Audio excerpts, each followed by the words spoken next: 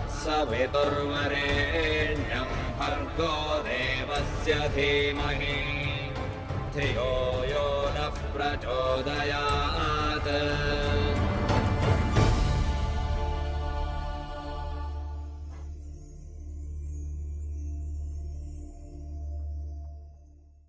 नमस्ते। साप्ताहिक कार्यक्रम वेद की शिक्षा में आप सब लोग के अभिवादन करत है जा।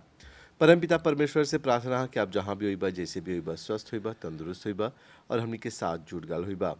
वेद की शिक्षाएं वेद संबंधित कार्यक्रम है, वेद पर आधारित कार्यक्रम है।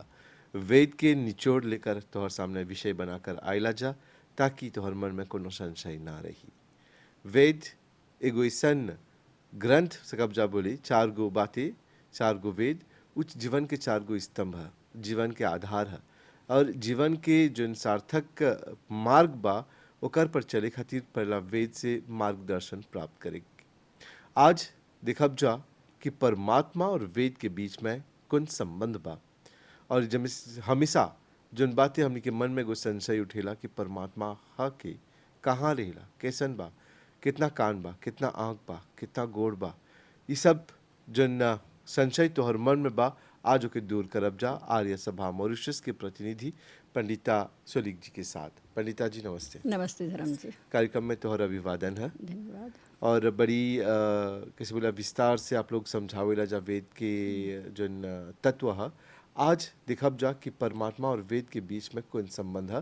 पर सबसे पहला प्रश्न हमार ई रही, वेद में परमात्मा के लेके कौन सी बताइए बा? हाँ, वैसे तो ऋग्वेद जोन बा हमनी के जान थी दिवेला जान गान है, वैसे सभी में बा, लेकिन जोन ऋग्वेद आरंभ के वो जान बा। तो ऋग्वेद में जोन मंत्र आल बा तो ऊ में एगो मंत्र हम लेके उस जो विषय बा परमात्मा के विषय है में, तो मंत्रवा के आधार से हम यानी आज के कार्य लेके चलब जा। तो चले ओम ऋचो अक्षरे परमे व्योमन्स्मिन् देवा अधि विश्वे निषेदु यस्तन्न वेद किं ऋचा करिष्यति य इतद्विदुष्ट इमे समासते ओम शांति शांति शांति। तो ई जोन ऋग्वेद से लियल बा है मंत्र, और एकर में हर एक शब्द जोन बा एकर अर्थ ऐसे बा, यस्मिन यानी कि जिस, ऋच ऋग्वेद आदि, क्योंकि 4 वेद हमने बोला। वैसे तो वेद एक ही हाँ, एक ही विभाजन करल बा 4 गो अंक 4 गो थी में।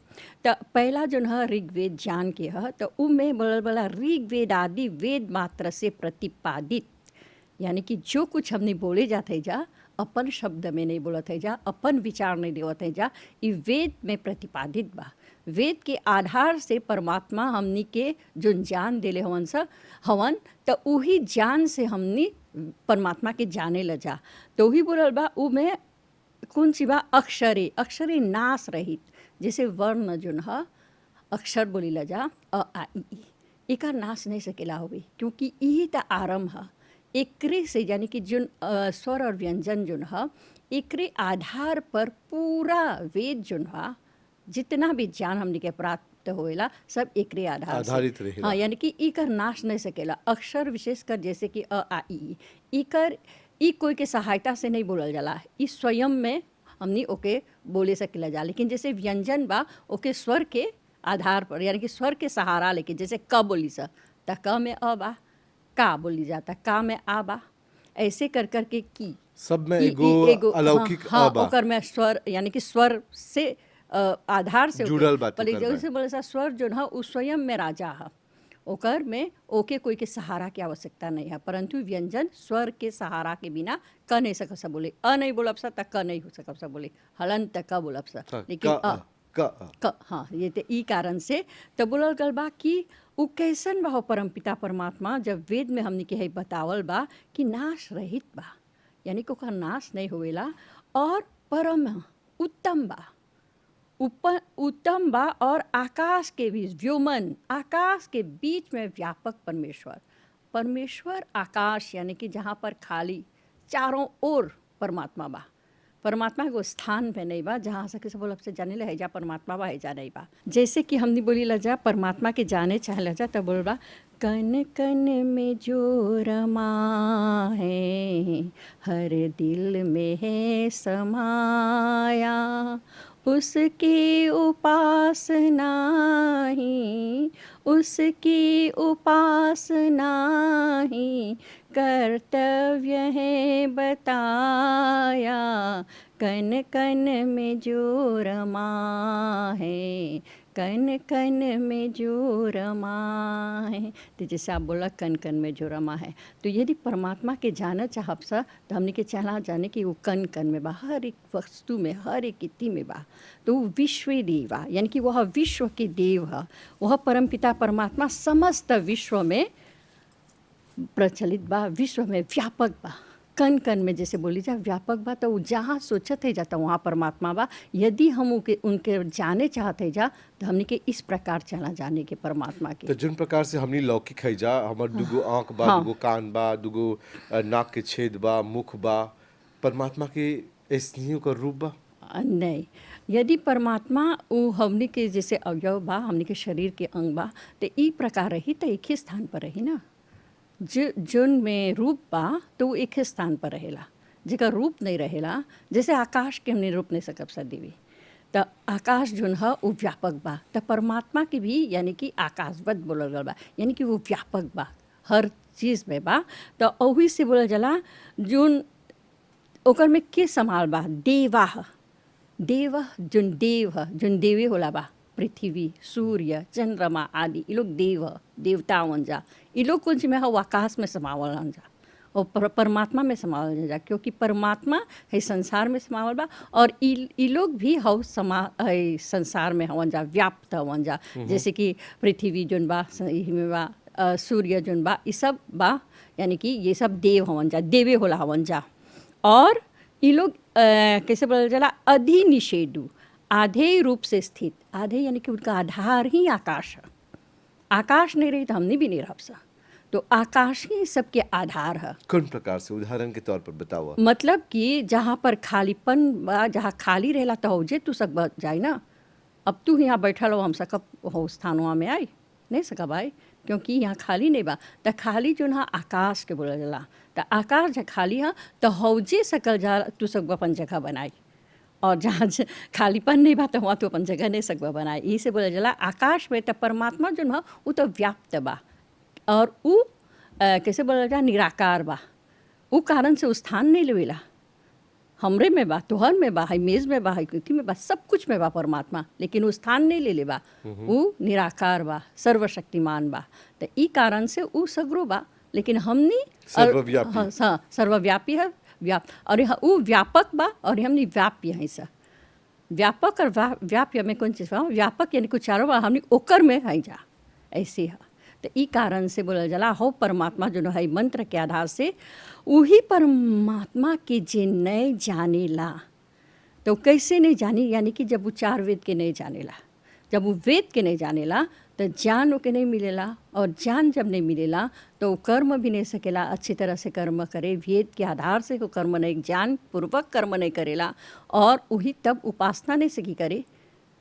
अर्थात वेद ज्ञान के बिना जीवन जुन बा निरर्थक बा, उपासना नहीं सकबा करे। उपासना हाँ जोन एकदम से तू हव चीजवा के जान ले ले हुआ, हो वस्तुआ के तू जान ले ले हुआ, तब तो ओकर में सकबा तू ज्ञान प्राप्त करके अपन कर्म करे। तो यदि आप नहीं जानत हुआ तो बोले जोन आदमी ई परमात्मा के नहीं जानेला तो ब्रह्म में रहेला, क्योंकि वो वेद के आधार से परमात्मा के नहीं जन लेबा, अपन आधार से जन लेबा। यानी कि सुनल सुनावल, हम बोली परमात्मा ऐसे बा, हमर बात मान लेलक, तू बोलबा परमात्मा ऐसे बा, वो तोहर बात मान लेलक।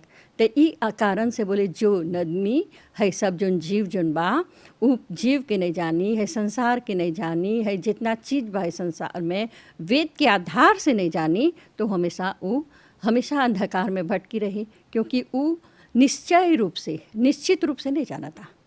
तो बोले जोन जान गल है धर्म के है परमपिता परमात्मा के वेद के आधार से जनलक, तो वही ज्ञान पूर्वक अपन कर्म में धर्म अर्थ काम और मोक्ष के प्राप्त करेला। अब धर्म कुछ बोलल जाला, धर्म इमे बोलल गल बा कि हव जोन परमात्मा के नियम के आधार से है संसार में पक्षपात रहित होके चलेला, उ धर्म पर चलेला। और यदि वो परमात्मा के नहीं मानेला वेद के आधार से और परमात्मा जोन उपदेश देले बा ऊपर नहीं चलता तो वो अधर्म पर जाता, क्योंकि वो परमात्मा के नहीं मानता तो वो कबो प्रकाश नहीं प्राप्त करी, ज्ञान नहीं प्राप्त करी। पर इस सब पर जुन बा स्वाद सबसे भारी पड़ गल बाटे। अब देखा कि एगो व्यक्ति के एगो कटोरी में शक्कर दिले, एगो कटोरी में करेला के रस दिला। अब तो उधर चिनिया बिचे बा खाई के मीठा लगल, बड़ी अच्छा लगेला, करेला के रस कड़वा, तो उ चिनिया चुनी कड़वाहटवा नहीं, जबकि उ जन कड़वाहट करेला के ओकर रस बा उ सेहत खातिर अच्छा है, और चीनी जन बाते उ नाशकारी है, शरीर के नाश कर देवेला। पर है जो वेद जन बा औषधीय मानला कि उ करेला के रसवा है, लेकिन आज यदि व्यक्ति के बोलबा जाके वेद खोल के ई सब जन बात करत है जा परमात्मा और वेद के संबंध, वो लोग पढ़े खोजियन जा नहीं जाने खोजन जा, लेकिन थोड़ा सा ही बोलता ना, जब उ लोग के थोड़ा ज्ञान मिल जाला, जब थोड़ा मिल गल, थोड़ा एगो ज्ञान मिल गल कि जानत हुआ कि वेद में ना सच्चा बा, वेद में सत्य ज्ञान बा, वेद में परमात्मा के सही ज्ञान बा, तो तू जाने खोजबा, तो कोशिश करबा, प्रयत्न करबा, एकरे बोला जला श्रेय मार्ग और प्रिय मार्ग। तो अभी जन भौतिक युग में जियत है जा, जहाँ पर ये आदमी ऐशो आराम के साथ जिए खोजता थे। अभी देखबा कि जब लॉटरी रहल तक कितना लंबा लाइन लगल रहल, सब कोई धनी बने खोजता थे। भौतिक चीज में जियत हुन जा, भौतिक चीज चाहत हुन जा, वो लोग निकले नहीं खोजत हुन जा। फिर यदि उनके बोला थे जा कि जाके अब वेद से ज्ञान प्राप्त करा, वो तब बड़ी वेद जान करके कुछ करब हम कहता काल त परसों मरे के बाद मरे के बाद तो चला भौतिकता में मरी सा। हाँ, सुख यानी कि खाले पीले में। हाँ, तो यही बोला जाला, यदि मरही के बाद सब कोई के आल है जाता जाप जा, लेकिन कैसे जात है जा इस संसार से, क्योंकि हमने मनुष्य है ऐसा, हमने मननशील है जा, हमने के विचार करे के चाहिए कि है ये कुछ जन्म नहीं है, हमने के है ये कुछ जन्म नहीं है कि अली हम अपन कार्य कर ली, खैली पीली, अपन जीवन सुख से गुजार के यानी कि खुशी खुशी चल गई संसार से। तो फिर से हमरा आए के बा, फिर से हमरा हाउ जोन कर्मवा कर है ओकर फल हमरा प्राप्त हुई, तो फिर से तो हमरा आए के बा संसार में। तो काहे हमने के मनुष्य के शरीर परमात्मा दिले बा, और काहे हमने के वेद जान दिले बा, ताकि हमने विचार करब जा कि हमने मनुष्य है जा, जब मनुष्य है जा तो हमने के कर्म कौन सी है। और विशेषकर जैसे बोली जा अनगिनत प्राणियों में से, अनगिनत जीव में से हमनी मनुष्य है जा। यदि हुए बोले खाने पीने और सोने में तो मनुष्य और पशु समान है, मनुष्य में केवल ज्ञान अधिक है। केवल है एगो वाक्य वा जो मनुष्य जान ले तो उ समझ जाए कि ओकर कर्तव्य कौन सी बा, क्योंकि ओकर में ज्ञान बा। खाले पीले तो हमने कोई भी खाला, कोई भी पिएला, हाँ जीने के लिए खाना पीना ज़रूरी बा। अब बिना खाले पीले तो हमने नहीं सकब सा जिए संसार में, लेकिन जाने के चाहिए कि हमने जियत है जा खाए खातिर, उतना खात है सा जिए खातिर। ये भी है ना कि हमने जियत है सा तो खाए खातिर कि हमरा खाए के बा, या हम ई खातिर खात हैं कि हम सकब जी के अपन कर्तव्य निभाई। ये भी चाहे हमने के तय वेद हमने के बतावेला कि नहीं, हमने के चाहेला कि बोले जो वेदों का परम प्रमेय पदार्थ, और यही भी नहीं बोलत है कि वेद के बात आके तोहर से बोलत है तो हम बिना प्रमाण के आके बोलत हैं, बोले प्रमाण सहित प्रमेय बोल जा, प्रमाण सहित तोहरा बोले के चला, बिना प्रमाण के तो अपन जीवन में नहीं सकबा थी करे। और अमर परमात्मा अमर बा, तो वेद बतैले बा कि चारों वेदों में प्रतिपाद्य ब्रह्म अमर और जीव तथा कार्य कारण रूप जगत है। बोले परमपिता परमात्मा जोन है अमर है, जीव जोन है जीव भी अमर है और प्रकृति भी अमर है। लेकिन इमें हमने के कौन सी लोकेला इमें थोड़ा डिफरेंस जोन बोलत है जा, तो इमें फ़र्क कौन सी बा, तब परमात्मा विचारशील बा, हाँ विचारशील बा, और जो बाकी जीव जो बा वो लोग केवल बस भोग योनि में भोग योनि खाना पीना, तो वही तो बोलत है ना। लेकिन व्यक्ति भी आज भोग योनि में जीता बहन जी। हाँ, तो वही तो तोरा बोलत है ना, ज्ञान की कमी के कारण, क्योंकि इतना फैल गल बा ज्ञान, मतलब कि मिठिया ज्ञान इतना फैल गल बा कि आदमी ही में सुख प्राप्त करे खोजता। और भौतिकता में हमने के नहीं बोलल जाला कि एकदम से हमने के कैसे भी थोड़ा बोली श्रेय मार्ग और प्रिय मार्ग। तो श्रेय मार्ग में जोन बा हमने के पहले करवाहट मिलेला, कठिनाई मिलेला, तब जाके हमने के सुख प्राप्त होएला।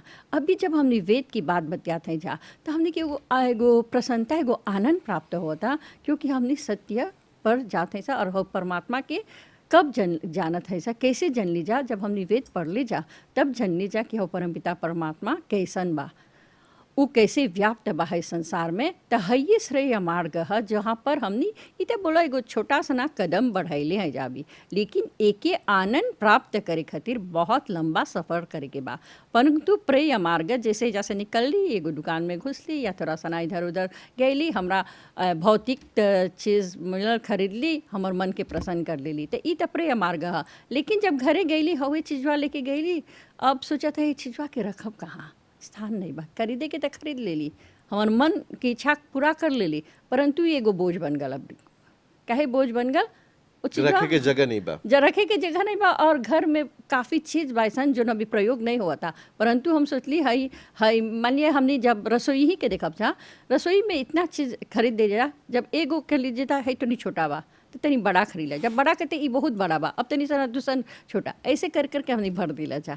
ये हमनी मनुष्य है जा तो भौतिकता की ओर हमने जाले सा। लेकिन है ये यदि हमनी आध्यात्मिकता की ओर जाप सा कि नहीं है, थोड़ा ज्ञान प्राप्त कर है, थोड़ा और ही जस्ती ज्ञान प्राप्त करे कि थोड़ा आगे बढ़ीला, जब हम जानब जो है और कौन सी बा हमनी की वेद में, तो वेद के आधार से हम जन ले जाब तो हमार जीवन में सच्चाई के सकब प्राप्त करे और सकब सुखपूर्वक, यानी कि है सबसे हमनी थोड़ा सा ना कैसे बोला जरा प्रेय मार्ग से थोड़ा सा ना हट के श्रेय मार्ग की ओर आओ, और भोगी योनि से निकाल के ज्ञान के योनि में से कब्जा जाए। हाँ, ज्ञान की योनि, क्योंकि हमनी मनुष्य आल है जन संसार में कर्म करे की, जैसे भी तबिया बोली धर्म चहला, धर्म अर्थ काम मोक्ष। तो धर्म परमपिता परमात्मा की आज्ञा के अनुसार अपन जीवन के लेकर चला, उमें जैसे धृति क्षमा दम अस्तेय शौच इंद्रिय निग्रह धीर विद्या सत्यम अक्रोधो 10 लक्षण बा। है 10 लक्षण के यदि अपने के जीवन में अपना ले ली जा, तब जाके हमनी के जोन अर्थ किसी बोलल जला अभी भौतिक और आध्यात्मिक, स्पिरिचुअल और मटेरियल, तो ये तो ज़रूरी बा। खाली धर्म पर चलब जा, धर्म का मतलब धर्म पर चलते हुए अर्थ कमाना, धर्म के राह पर चल के अच्छा मार्ग पर चल के धन कमाएगा तो धन तोहरा सदुपयोग के काम आई, यानी कि अच्छा काम करे खातिर, क्योंकि भोजन भी तोहरा चाहिए, धन नहीं रही तो भोजन कहाँ से मिली। हाँ, खेत में एगो चीज़ बोइला तो बिना पैसा से तो बीज नहीं मिली, तोरा बिना पैसा से खाद तो नहीं मिली, तोरा चाहिए तो पैसा चला तब जाके तू बोइला। हाँ, तो हर चीज़ में पैसा, लेकिन हाउ जब तू पैसावा कमैला और हाउ चीज़ा के बोइला तो खुशी से तोरा प्राप्त होता कि अच्छा मार्ग पर चल के तू ओके प्राप्त करला, नहीं कि तू मेहनत करके खरीद के बोइला और हम गुजरते हुए ओके लेके चल गए बिना कर्म के, बिना मेहनत से। तो ई कहाँ धर्म होल, ई कहाँ से हमार कर्म अच्छा होल। तो ई कारण से तब हमने के दुख होवेला। तो ये बोले जा धर्म से हव चीज़ कमावत हुआ काम करला। अब मानिए जाए तू एगो चीज़ बोले हवा या हम बोल, जब हम जाते हैं तब दिक्कत है काम हमरा चाहे ला चीज़ हुआ, तो हाँ भैया हम तोहर से खरीदत हैं, हमरा कितना में देबा हम ले लीला, तो तोहरो धन मिला, हमू अच्छा मार्ग से चल के चीज़वा ले ली, तो जाके हम यदि अपन ओकर भोग कर ली तो हमार जीवन में वो एगो अच्छा असर करी, जाके पची। हाँ पची, और हम नहीं पची वो हबी के लिए पच जाला। बोले के देखल बाद में के देखी, लेकिन बाद में जब ओकर अंजाम निकलेला, ओकर है परिणाम आवेला, तब हमने के बहुत दुख होवेला। फिर भी अज्ञानता के कारण लोग विचार नहीं करत हों जा, बहुत बहुत दुख की बात बा, लोग विचार नहीं करत हो जा कि अगर हम दुख सहत हैं तो हाली से आदमी सहायता करता। हाँ, ढेर कोई भा जाके सहायता करेला, लेकिन कोई सहायता नहीं करेला, तब बोलेला जा हाई परिवार हमारा सहायता नहीं करता, हाँ हमारा परिवार नहीं सहायता करता। तो ये हमने नहीं सोच ली कि हमारा कर्म ऐसन बा कि आज हमारा कोई नहीं सहायता करता। यदि हम अच्छा यानी कि जीवन में जोन कुछ भी होवेला वो कर्म के आधार पर होवेला। ढेर कोई ये भी सोचेला कि चला अभी अच्छा कर्म करब त काल न काल त मरे हुए के बाद, मारू कर्म करब त काल न काल मरे के बाद, लेकिन ओकर फल जोन बाते वो बाद में पुनः जन्म में मिलेला। जब फिर से जन्म लेबा तब जब दुख सबा तब बोलबा कौन मारू कर्म कर ले। हाँ हाँ, कौन मारू कर्म। अब अभी जोन चीज बोलीला जना हर बार बोली है ये बात आवेला कि ये सब एक बार से खाली बोलला से समाप्त नहीं हो जा सकेला। धीरे के बोलते कि बार बार है ये बात, तो बार बार है बतवा नहीं बोलबा तो हमने के दिमाग में नहीं घुसेला, तब बार बार बतवा बोलबा त जाके कान में निमन से घुसेला। तब हमने मन से घुसेला। और कैसे हमने बोले ले जा ई हमनी आल है जा संसार में अपन कर्म निभाए खातिर, कर्म करते हुए अपन जीवन लेके चलत है जा। और जो कुछ भी प्राप्त हुआ था ई परमात्मा हमनी के देवेला। अब हमनी के कर्म के आधार से भी बोले अच्छा, अभी देखे तूफान जब आवेला था वो भी परमात्मा देवेला तूफान। हाँ, तो परमात्मा नहीं ई हमनी के एगो देबाला समाचार देबालांसमा होवेला हमनी के एथी में, जैसे क्योंकि हमनी के जोन कार्य जोन करत है जाए संसार में हमनी नियमानुसार नहीं करत पर है जा। तूफान त बहुत साल से बा, हाँ। हमर जन्मते से बा जानत हाँ है। हाँ, तो जन्मते से यानी कि नहीं, वो जब से एगो संसार बनल बा। एगो प्राकृतिक हाँ, जैसे प्रकोप बोला ह। जा प्रकोप है। हाँ, देबालांसमा। लेकिन जब भी तूफान आ रहा सब सफा करके वापस चल जाला। हाँ, तो जब निमन से देखबा अभी गंदगी इधर फैलल उधर कितना सफा करी सरकार। और सूखा भी हाँ, मारत हाँ, आते। सूखा मारता। बड़ी दुख होला हुआ जहाँ पर जो बगल रहिला दागोचिया बगल लाजिक बा, सब हाँ। सुखा गल बा, सब मछली जोन बा वो होजे पर ही मर गल हवन से। हाँ हाँ, त ऐसन में बरसात के बहुत जरूरी बा। बहुत ज़रूरी बात है। काहे आजकल ये सब नहीं हुआ था एक बगल से, जैसे अभी हम बोली ला जहाँ है बहुत नाश हुआ था है जोन हरियाली बा, प्रकृति के नाश बहुत हुआ प्रदूषण था। भी बढ़ जाता थे। प्रगति तो हुआ था, सुंदर अच्छा लगता, सब चीज़ दिखत है जा सुंदर बनता। लेकिन जब एगो तू एगो प्राकृतिक दृश्य जब देखबा, एगो जंगल में जाके बैठबा या एगो वैसे पे जाके बैठबा, हौजा के जोन आनंद, और एगो शहर में बैठबा, अरे जाके सीमा किनारे बैठ जा अभी तोहरा अच्छा लगी, कितना समय तक बैठे हुआ। और जाके एगो सौदे में बैठा या एगो जंगल में एगो शांत स्थान में बैठा, ओकर एथी नदी किनारे एगो रोस में बैठा। हाँ, नदी किनारे जाके गोरा रोज पानी बैठा। में डाल दे। हाँ, वो खातिर हम बहुत पसंद करेला जे हम नदी किनारे हम रहीला भी, और हमरा बहुत अच्छा लगेला। काहे ई एगो प्राकृतिक दृश्य है, और जाके वहाँ पर बैठ के थोड़ा घड़ी समय निकाल के जब बैठला तो थोड़ा एगो आनंद प्राप्त होएला। अब एगो एगो ऐसे बा ई सब जोन है परमात्मा के है। जैसे देखिए एगो बा एगो एगो है कवि के लिखल बा, पानी उसका भूमि उसकी, पानी उसका भूमि उसकी, सब कुछ उसी महान का, ना ये तेरा ना ये मेरा मंदिर है भगवान का, ना ये तेरा ना ये मेरा मंदिर है भगवान का। तो ये सारा संसार जो है भगवान के मंदिर है, और हमने छोटा सा मंदिर बना के सोचेला जा भगवान के ऊपर में कैद कर देली जा। नहीं, भगवान के सारा मंदिर जो है ई कालन से जितना चीज़ बा संसार में, पानी भी उकर बा, भूमि उकर बा, हमनी तो प्रयोगात्मक यहाँ पर है सब प्रयोग करत है जा।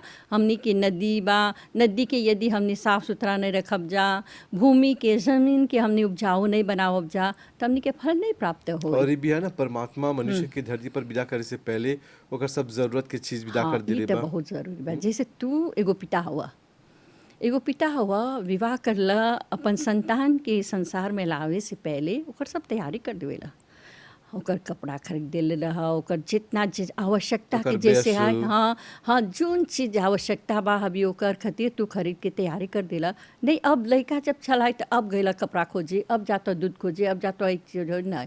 तो ई कारण से बोलल जाला परमात्मा भी हमने के पिता हवन, तो ऊ का करेलन, उ सब तैयारी करके हम अपन लड़का के अपन संतान के संसार में भेजेलन कि जा तू हर चीजवा के प्रयोग कर, और ऐसे प्रयोग कर कि तोहरा जितना आवश्यकता बा उतना तू प्रयोग कर। अब तू एकदम से तू ही सब है बोलबा नहीं हमर है, हम नहीं बाँटे नहीं जाना। अब तोहर 10 गो संतान बा, एगो बात के बताए, एगो इनके 10 गो संतान बा, अब एक गो संतान सब कुछ लूटे खोजी, बोली नहीं है सब हमर है, हम लेवब, दूसर कोई के नहीं बाँटी, तब कौन चीज़ हुई, यही में अनबन और झगड़ा लड़ाई हो जाए। तो ही बोले न हमर है न तोर है, तो कहीं नहीं हमने बराबर ओके प्रयोग करीला सा, बाँट के प्रयोग करीला सा। यदि हमर लगे बा तो हम तोरा देला, तोर लगे जोन बा तू हमरा बाँट के दे, तब हमने से कब से अपन जीवन लेके चले। तो ही बोले था नहीं, अब हमने झगड़ा लड़ाई करके अब तैयारी नहीं करब जा, कैसे हमने के जीवन में हमने के चाहना प्रयोग करे के आवश्यकता से अधिक जब हमने हवे बोलल चला एकदम से ढेर चीज इकट्ठा करके रख दिले जाता वो भी हमने के लिए एगो स्ट्रेस हो जाला। गुरमा। ओकर देखभाल गुरमा ओकर देखभाल ओकर कैसे हमने ओके Maintenance। हाँ कैसे रखब जा। अब घर बा एगो नहीं बस बा दूगो घर में अब भाई में रहत हो तो होला के कैसे औसत ओके चाहिए घर ओके बा। फिर से ओकर निर्माण आदि करे के ओकर देखभाल करे के नहीं चाहिए। तो ये सब में भी एगो स्ट्रेस है। तो बहन जी आज अइला और ऋग्वेद के आधार पर परमात्मा और वेद के संबंध के बारे में बतैला। एकर खातिर कर जोड़ धन्यवाद। धन्यवाद आपके भी। भाई बहन लोग एगो व्याजे में गएला जहाँ पर ई फल रोपाल बा। देखत हुआ जम्बालाक लगल बा लाल, एगो जम्बालाक बा उजर, ओकर बगल में आम बाती पियर और उधर सेब बा लाल, उधर पोआ बा हरियर। त सोचबा कि हई सब के बनैले बा, कोनो न कोनो अस्तित्व त बाते जोन ई सब बनैले बा। एकर पर विचार करब। परमात्मा बा लेकिन ओकरा चाहिए महसूस करे के। कोनो भी कर्म करे से पहले परमात्मा के याद करबा त कुकर्म नहीं करबा, सुकर्म करबा। आज के कार्यक्रम के समय पूरा होत बाते। आप लोग के साथ रहल बहुत बहुत धन्यवाद। पूरी टीम की तरफ से धन्यवाद। शुभ रात्रि, नमस्ते।